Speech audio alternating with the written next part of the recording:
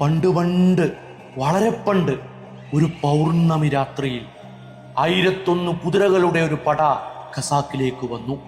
റബ്ബുൽ ആലമിനായ തമ്പുരാന്റെയും മുത്തുനബിയുടെയും ബദരീങ്ങളുടെയും ഉടയവനായ സയ്യിദ് മിയാൻ ഷെയ്ഖും തങ്ങന്മാരുമായിരുന്നു അത്. 1000 കുതിരകളും കേടറ്റ വെള്ള കുതിരകളായിരുന്നു. എന്നാൽ ഷെയ്ഖ് തങ്ങളാകട്ടെ ചടച്ച് കിഴവനായ ഒരു പാണ്ടൻ കുതിരപ്പുറത്താണ് സവാരി ചെയ്തത്. ഇതിഹാസം ചെവിക്കൊണ്ട ഓരോ തലമുറയും ചോദിച്ചിട്ടുണ്ട്, അതെടുക്കുമല്ലാക്ക അന്ത കുതിരയ്ക്ക് ആര് തുണ? അതുക്ക് തുണ പടച്ചവൻ, ഷെയ്ഖ് തങ്ങള്. അതുകൊണ്ടാണ് ഷെയ്ഖ് തമ്പുരാൻ ആ കുതിരയെ തിരഞ്ഞു പിടിച്ചത്. എന്നിട്ട് ആ കുതിരയ്ക്ക് കാല് കഴച്ചപ്പോൾ പട നിൽക്കണമെന്ന് കൽപ്പിച്ചു. തങ്ങന്മാർ കുതിരകളെ കരിമ്പനകളിൽ തളച്ചിട്ടു. രാത്രിയുടെ അവസാന യാമത്തിൽ പാണ്ടൻ കുതിര ചത്തു.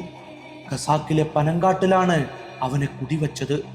കിഴക്കൻ കാറ്റടിക്കുമ്പോൾ ഞൊണ്ടിയും ഇരടിയും അവന്റെ കുളമ്പടി കേൾക്കാമത്രേ. പഴനിമല കയറാൻ പോകുന്ന ഷൺമുഖാനന്ദന്മാർ കാല് തളരുമ്പോൾ അവനെ വിളിച്ചു.